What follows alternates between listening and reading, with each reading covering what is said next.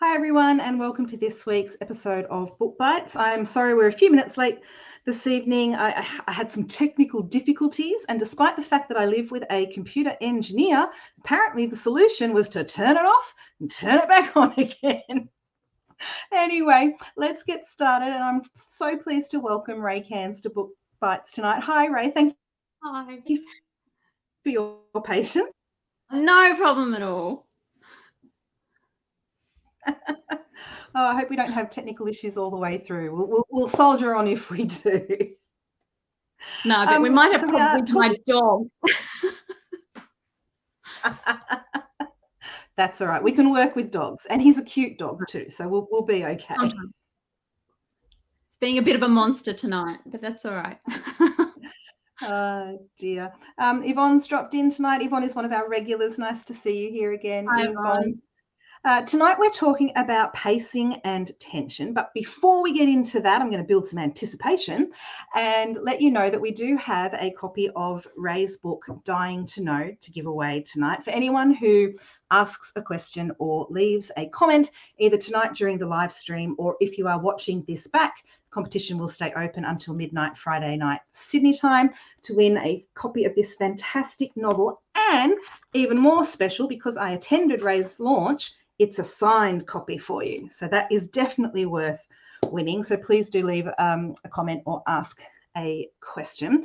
And I finished it today, and might have had a few messages to Rae behind the scenes on that. And I had a few other things that I will go into a little bit later as well, where I was messaging other people who I knew had finished the book. Okay. This ties in with our pacing and tension theme. Darlene is here. Hi, Darlene. Nice to see you. And Kate is here. She finished it this morning. I could have messaged you, Kate, to talk about it. Oh dear, I'll get into that in a little bit. So as we said, pacing and tension tonight. And I think you are the perfect author to discuss this with, Rae, because I was right there on this ride from the very beginning of this novel to the end. And pacing and tension is important in any genre, even in children's literature. It's an important aspect.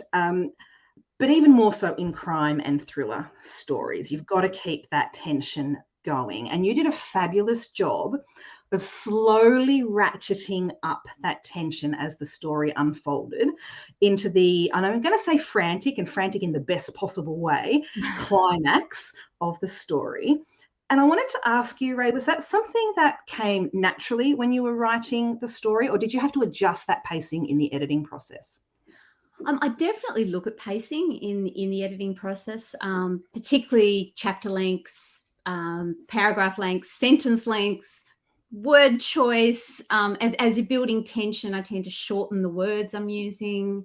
Yeah, so I guess I do look at it, but my problem is having enough balance between the down times with the strong pacing. So in my first draft, it tends to be a bit crazy, the pace, and I have to pull it back and have those quieter moments. And I remember my mum reading my very first draft of The Good Mother, and she just said, "There's no time to breathe." And I went, "Oh, okay, I better add some of that in." Whereas I enjoy those moments now, those quieter. It's actually something that I made a note of when I was putting my questions together tonight, is that, while that tension does keep ramping up, it wasn't just about the action on the page. There was a lot of character development as well, which I really appreciated.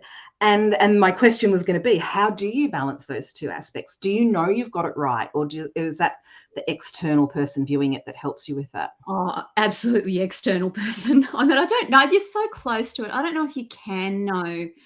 By the time you're handing it over to someone else, you've read it like a million trillion times. Yep. And it's the most boring thing on earth. What was for me. And I was like, I have no idea if this is just going to bore the pants off anyone, or if it needs ratcheting the tension up more, or what. When I first wrote it, I didn't feel that way. But once you've edited it a lot, the character, it's really important to me that there's conflict between each character within, and I need to know within each scene, I'm always very conscious of the characters that I think are going to be in the scene, because I am a pantser, not a plotter. the characters that I think are going to be in the scene have to have, I need to know what their objective is for the scene, and it always needs to be in conflict. Even if it's as simple as I want to make a dinner for the family, I want to go out and not go to dinner, as simple as that. But you just, and that comes from acting. You always have that driving you through a scene. So yeah, the conflict between the characters, and then I suppose making choices there that are going to constantly clash adds to the tension within the novel. I might come back to the acting thing in a little bit. Just a couple more hellos. Carol is here and she's joining us for the very first time here on Bookworm TV. Welcome, Carol. It's lovely to have you. Hi, Kim, somebody who does drop in quite often, and Belinda, who is a regular here and on Global Girls Book Club and on the Rachel Johns Book Club. And Belinda's been turning up to the in-person events lately, which has been really lovely to meet her in person as well. One of the things that I really loved about your story was that it's told from the perspective of, let's face it, an ordinary person. Yeah. Geneva. She's not a cop. She's not a lawyer. She doesn't have a background or any kind of training that will help her deal with the situation that she finds herself in. She's just a woman whose sister went missing and she wants to find some answers. It's the epitome of an ordinary person thrown into an extraordinary circumstance. And for anyone who's followed me for a while, that they know that's exactly the kind of story that I love. Do you think that it helps with building the tension that Geneva is just an ordinary person? Or would it be easier as a writer if Geneva was a cop or a lawyer or that sort of thing? No, well, look, for me, I think it makes it easier because she has no skills. So if I write her into a corner to get her out, I can't, suddenly pull out a gun or whatever, or use skills that she doesn't have. I mean, I always make sure the character has some basis of skill. So in this one, she was training to be a journalist. She was a cadet, so she has some research skills. And I guess that questioning personality that I've found in my friends who are journos, they're often asking questions about things and trying to make sense of things. So, but yeah, in sense of having her as an ordinary person, I love it. That's what I write. That's what I wrote in Good Mother. It's what I wrote in this one. I like to put an ordinary person under as much fire as I can and see what they're made of, what they'll do in the end. And so I think it definitely helps with the tension because she can't come out with the same solutions that, say, a policewoman or something had been trained to do. And is that you living vicariously through your characters, wondering how you would cope in those sorts of situations? I guess I am. Like when I'm writing it, I am thinking, well, no, usually I'm going, oh my God, what have I done? How am I going to get her out of that corner? And if I get really stuck, I actually just brainstorm every crazy idea I can think of, and they, everything goes on the page, and I kind of get rid of the last ones and the first ones, which are really obvious, and that's usually how I find solutions. But yeah, look, I do think about, I want my reader thinking the same thing. How would I get out of this? And they can do that because they're, I'm not saying, if you don't have skills, if you're not a policeman, if you're not, you are an everyday person who's trying to come up with solutions. And I'm hoping that that's the reader's kind of sitting on Geneva's shoulder trying to figure out the same things. And that's one of the things about tension and that I was going to talk about was like point of view. For me, I write from one point of view. It's it's a very conscious decision because that way the reader's finding out the facts as Geneva does. And if I added another character, and if I had a cop perspective or the antagonist perspective or whatever, the book would be over in 10 pages. It's that quest for the truth in this novel. It's that quest for the truth that, and if I have someone else answering it, then there's not the same for the reader. The tension's not there. Yeah. That's interesting because quite a lot of books these days, and I'm one guilty of that, do write multiple points of view. And I love reading those. It's just for me with this kind of story where she's trying to find the truth, I think it would have undermined. Initially, I was writing from two perspectives, and I realised, oh no, I need to not do that in this one. And Can I I think, ask? Sorry. yeah, it was actually Jessie's perspective. Okay. But it didn't work. It actually took all the tension away. I realised very quickly. Yeah. And he is a point of tension, which I will talk about in just a moment. Hi, Jodie. Thanks for joining us tonight. And Kate said she definitely enjoyed the single person point of view. Yeah, I think it definitely worked with this story. And the story... Sorry, my dog. No, I just saw a funny comment, which I'm going to pop up. Anne Peake says, dying to know what happens, Rae. And you will be, Anne. If you get your hands on this, you will be dying to know what happens. The story opens with Geneva's sister, Amber, her abduction. This is in the prologue. So there's no spoilers. Don't panic. We won't do any spoilers tonight. And she gets abducted. And then in the first chapter, it's 12 years later, and we find out, again, this is not a spoiler, we find out in that first chapter that Amber is now dead. So that's, case closed, mystery solved, right? We found Amber, she's dead. Yeah. However, I like to make things difficult for myself. I couldn't just write from when she was abducted. And that would be the normal way it would be, wouldn't it? Trying to find Amber. Is she still alive? Is she dead? Why did you decide to have that story where we know up front that Amber is no longer with us? Because so the inspiration from the story came from listening to a young woman talk about the impact on her and her family when her brother went missing. And that got me to thinking that a lot of missing people's stories is all about the investigation or about the person who went missing, their life. And while obviously that does come into this, I wanted to focus on the impact on the people left behind. I wanted to explore what happened to her husband, her children, her mother, the police officer involved, who's there on the phone when she's calling. So it opens when she calls Geneva and begs her for help, and she's trapped in the boot of a moving car, and the police are there, they're powerless in a sense to kind of help this woman.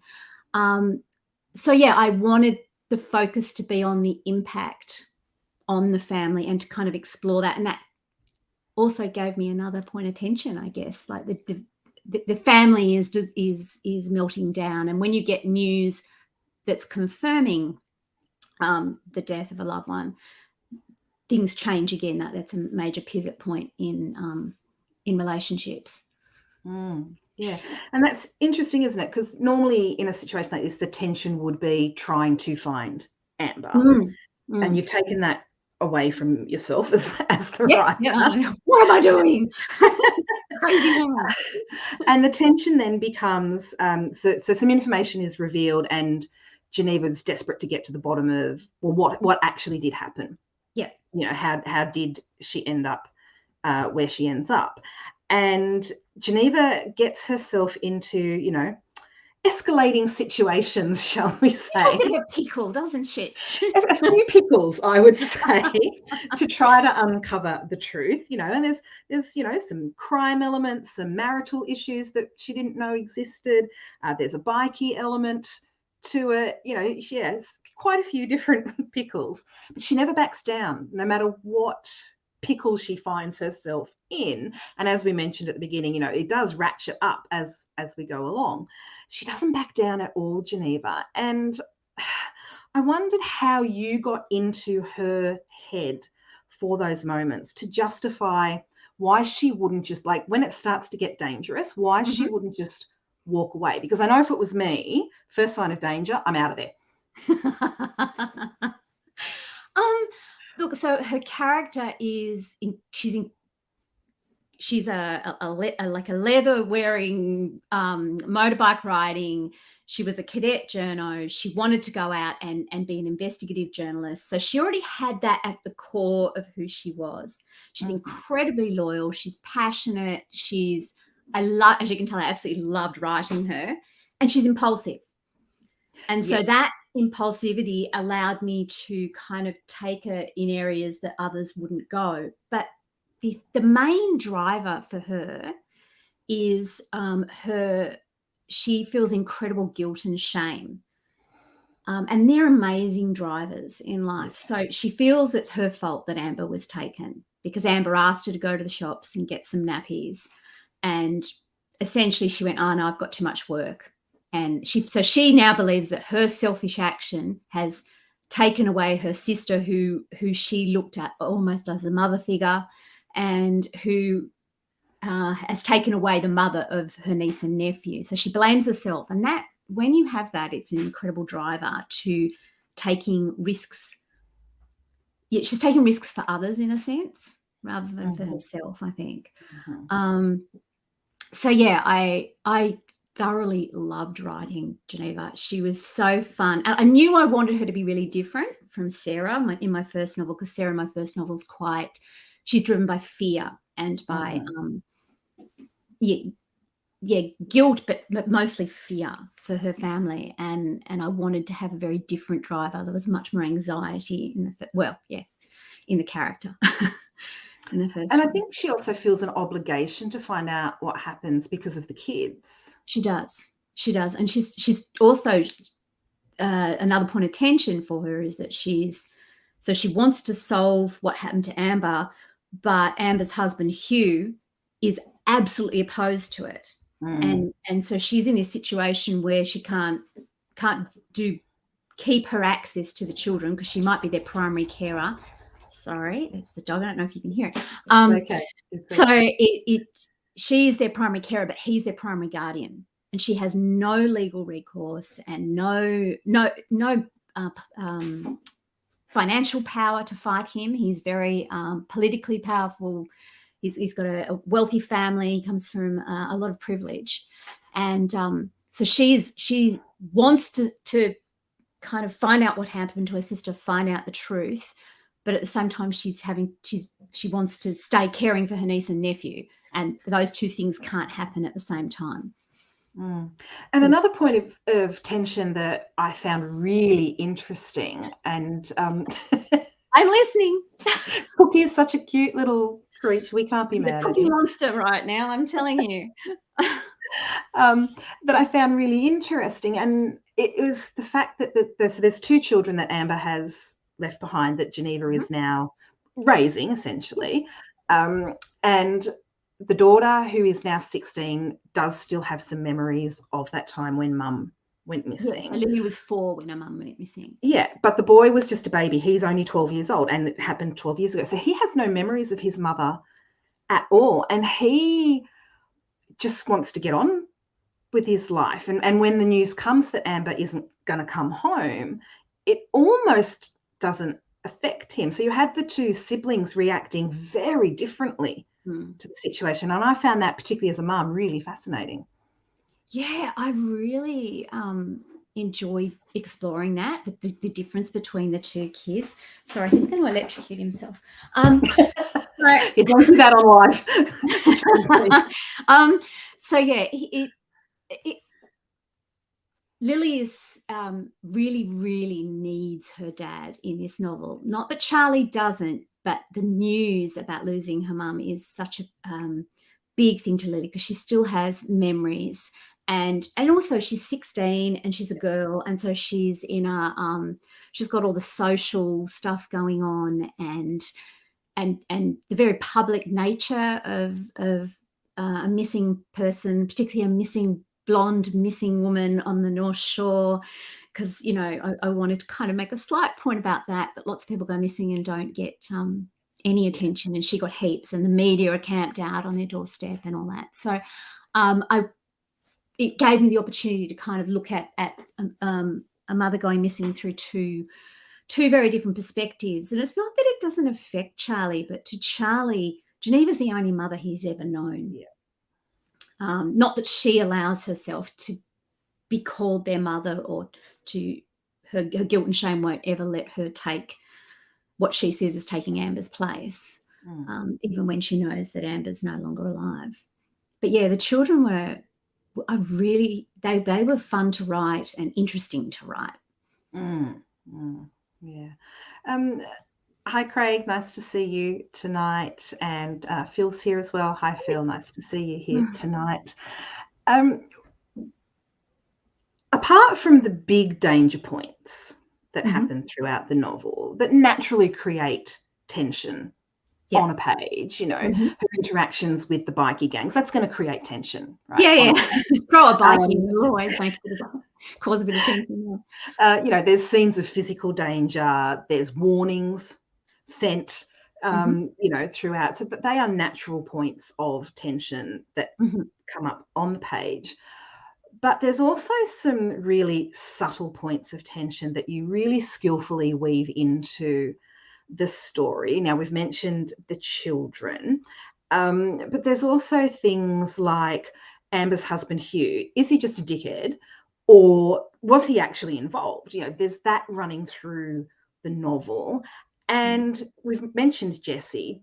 Can Geneva actually trust Jessie, who's the cop who was part of the original investigation and has now walked back into their life when the news comes that we found Amber's body? And that one in particular had my heart racing, because I'm a sucker for relationships. And while I messaged you when I finished, before I'd finished, I messaged a friend of ours, Claudine Tonellis, who a lot of people here will know as a podcaster, because I knew she'd finished it. And I'm like, is Rae going to make Jessie evil? If Rae makes Jessie evil, I'm going to be really mad. We'll just have to wait and see. And I won't tell you whether Rae does make Jessie evil or not, but that one had me really quite on the edge of my seat. Do you see those points of tension? Show everyone Cookie so that we know what we're dealing with. Come here. He was all calm before, and everyone's out of the house. There we go. He just wants to be on camera. He does. Look at him. Here we are. Sorry. Okay. No, that's okay. I can't put him out because he'll cry at the door.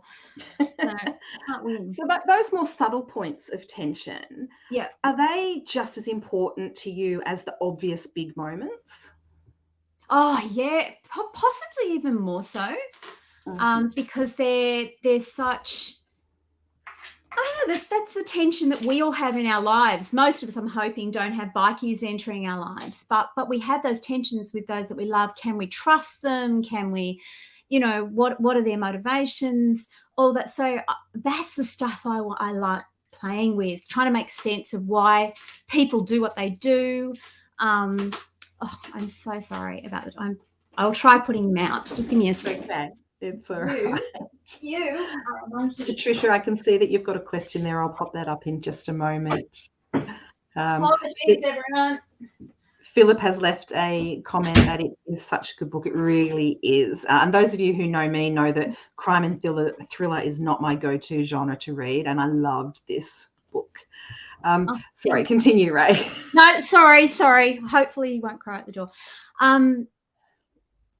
I can't remember. I have no idea what I was saying. The subtle moments, are they? The kind of quieter, subtle moments.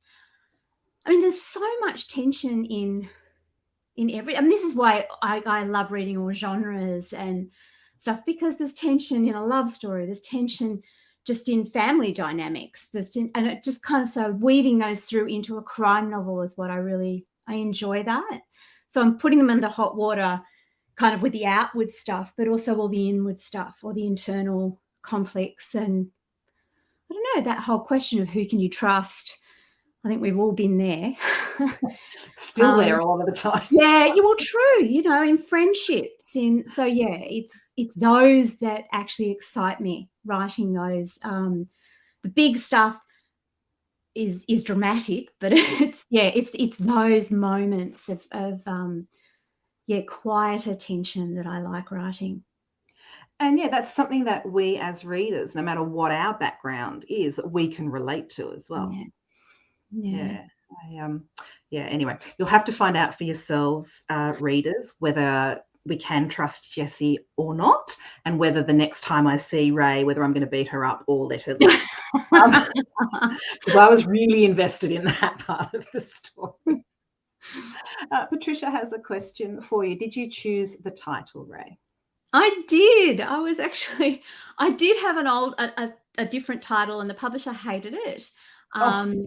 And so she said, "We'll come back with some more." And this was my second one that I can. I'm pleased with it. It suits the story. Mm-hmm. Yeah, it does. It's really good. And as we had the comment from Anne earlier, it plays into that, we're dying to know what happens as well. So Belinda has left a comment. Hi, Belinda. She loved the setting were real places, and it made it more engaging for her, knowing where the story was taking place. So it's set in Sydney, on the North Shore of Sydney. So those people who are from Sydney will recognise a lot of the places that you talk about. Yeah.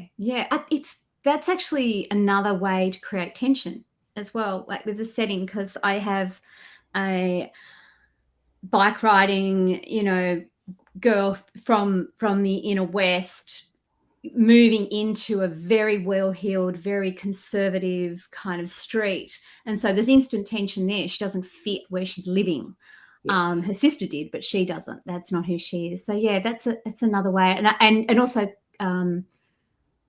when we do see more of where the bikies are from and stuff, and even just the her going on a bike ride and stopping at the biker haunts and stuff that my husband and I have been to a few times. There's tension between those two areas, and so you can use setting for tension too. Absolutely. And you mentioned earlier that you have an acting background. How does that help you in your writing? I think, or does it? Yeah, absolutely. Dialogue. I look like a nutter in my front room when I'm running around doing dialogue, and I do a lot of scene blocking. So if I get to a fight scene or something like that, where a physical scene, I do actually block it out so that we don't have 5 hands going when there's only 2 people there or whatever. And I think just that kind of having the character motivation through a scene, and it can change. I mean, you can start a scene with someone just wanting to peel an orange, but by the end of it, they're trying to, I don't know, no idea, stand up, to whoever's taken the orange off them or whatever. But you have to have something driving you through. As a person living life, we've always kind of direction. We've got a direction we're trying to go. So I think that understanding a story, because the 3-act structure and all that's very much a part of acting. I'm also very visual, so I see the scenes quite cinematically in my head, even down to camera angles. So I will zoom in and zoom out. But it just kind of comes naturally. It's not something I really have to think too much about. Do you ever act out your scenes? Yeah, like an absolute nut. And where I work there's like 2 huge big windows, and they're out onto the street. So I'm sure all my neighbours think I'm a nut, but that's okay. All right, well, we're going to find out where you live, and we're all going to come. We're all going to come and stand out on the street. Popcorn. I think that would be fun, actually. Should have 2 people out there trying to figure out what I'm saying. Yeah, that would be interesting. Yes. Book Bites excursion. Here we come. Kate has left a comment. She found that as she read, she was doubting Hugh and Jessie, and it wasn't until later in the book that she questioned another character's motives. We won't give away too many spoilers. How conscious are you when you write about having those different possibilities for readers to go, ooh, ee? Well, because I make it hard and I can't plot, even though I really, really wish I could. Actually, that's not true. I'm getting to the point where I'm just accepting that the way I write is the way I write. But yeah, I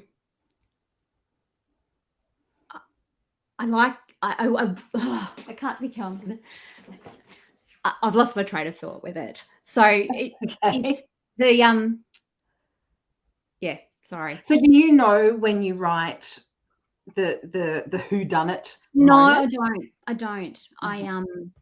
I have I guess I give myself lots of possibilities, and I find out with as I write the story. So I write in chronological order, and I'm discovering the story as I go. I do a heap of research to start with, though. So, and I find that really helps me layer in subconsciously. Stuff layers in. So there's some storylines through there that just kind of, once I'd done research about bikers and I'd met with an ex-Rebels bikie gang member and really talked to him about lifestyle and just listened to the rhythm of his language. And so that kind of came through when I was writing. And then there are, issues from the newspapers, current affairs kind of issues that I read quite deeply on that started to weave their way into the story. And I love that discovery. I love research, passionately love research. I could do it, for all the time. I've got to stop myself and call it, okay, now's time to start writing. But I love how I'd get to discover the story. I mean, there are times I go out to Pete and just my husband and just go, oh my God, you'll never believe what she did. I don't understand, and then it's like, how do you get them out, And so, yeah, I don't know who did it. And I think it was Michael Robotham said along the lines of, if he doesn't know, then there's a good chance the reader won't be able to guess it fully. Yeah. Well, I have to say, I'm normally pretty good at picking what's going to happen, whether it's in a crime thriller or a romance or whatever. I'm usually pretty good at picking it. I didn't pick this one. So, oh, yay! Like, it's something I pride myself on, and like I'm a bit the same. My family hate it. Like, when we're watching TV, I'll be like, oh yeah, blah, blah, blah, blah, blah. And they're like, oh, shut up. Like, they're usually right. I think it's that understanding of story, isn't it? Like, yes. So yes. Yeah. So, but yeah, I did not pick this one. Good. Which is good.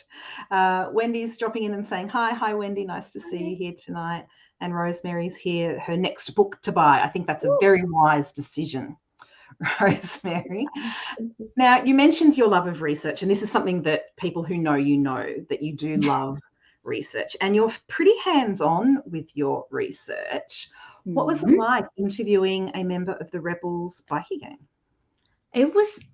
I just felt so lucky to have the opportunity to talk to him, and that he was so open with me. Like, so we started off, my husband had just started riding a bike. I knew I wanted to involve bikes in the novel.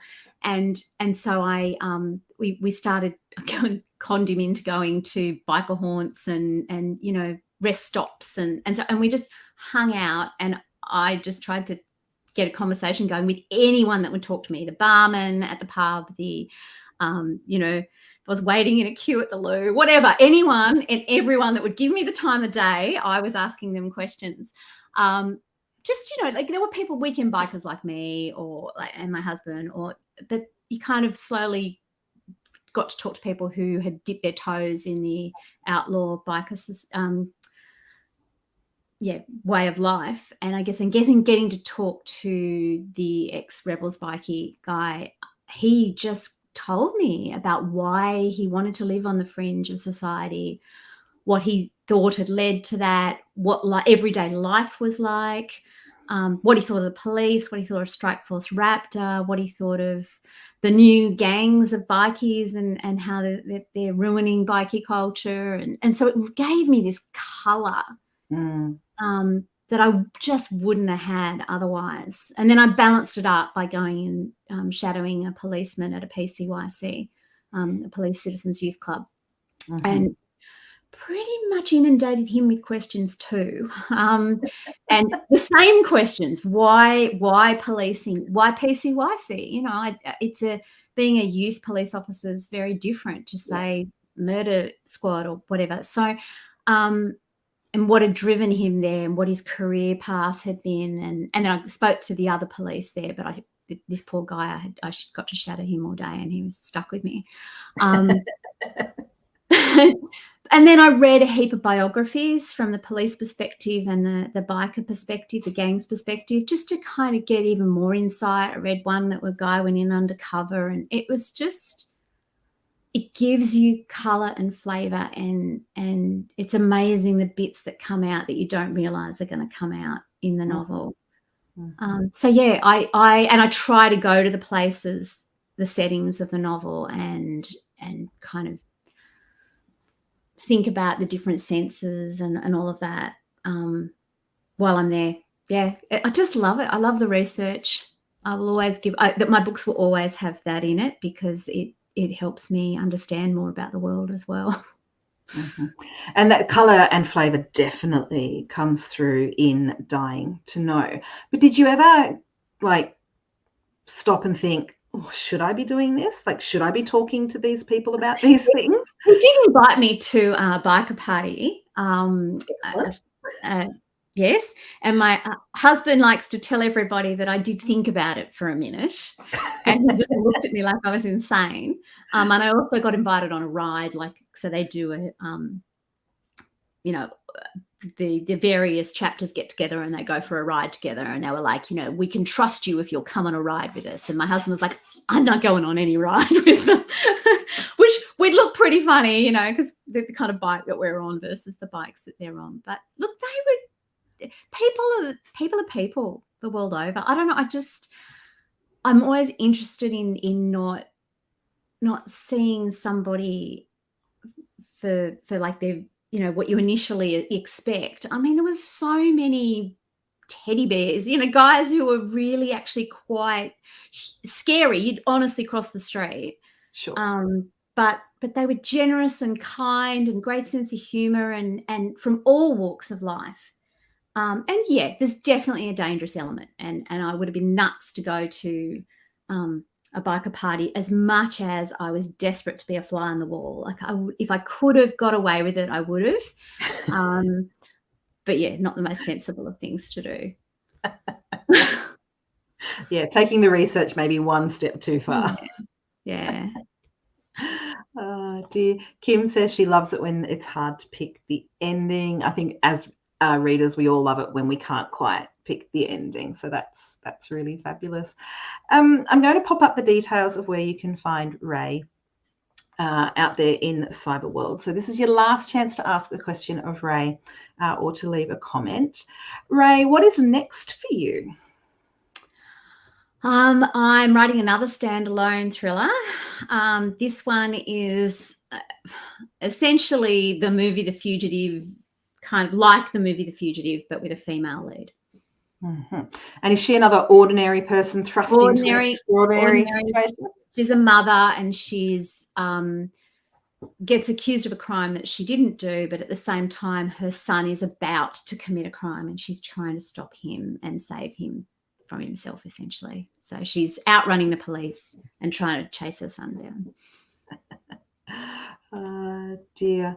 Anne's picked up on your comment that people are people and take everyone as you find them. And that's Anne's sentiments exactly too. And this is one of the things that I love about fiction and love about being a reader, is that we are exposed to these things that maybe we wouldn't in our normal lives be exposed to. And it gives us a sense of empathy and understanding for people that may not normally cross our paths. Absolutely. That would be my biggest, if you said to me, is there anything that if you could do it, you'd be pleased with, it would be creating or encouraging empathy. Yeah, it's something that's very important to me. It always has been in all my various jobs that I've worked in and stuff. It's about understanding other people. Yeah, no, that's fabulous. And Kate agrees as well. In the next one, what sort of dangerous missions are you going to go on, Rae? You've hit the biker scene. You're going to go into Colombia or into a drug cartel, or what are you going to do? No, maybe that's the next one. Maybe I need to get some travel.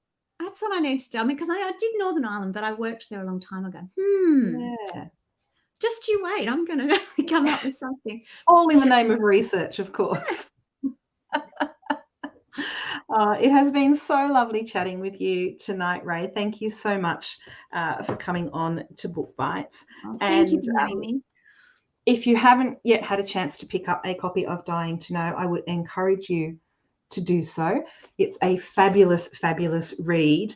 And I was really racing to the end, like, you know, trying to figure out the who's and the whys and the who can we trust and the who can't we. And yeah, it was absolutely fabulous. So thank you so much for that.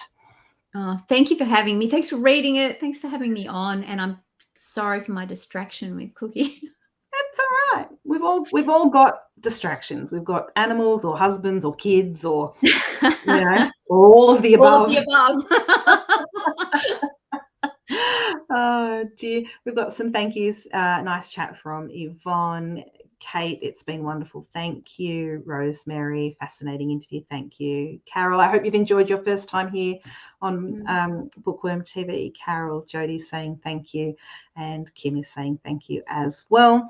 Book Bites will not be here next week. I'm on tour from early next week for a little while. So Book Bites will be having a little bit of a break, but in a couple more weeks, we will be back. Thank you again, Rae, for joining us. And thanks everyone for listening in.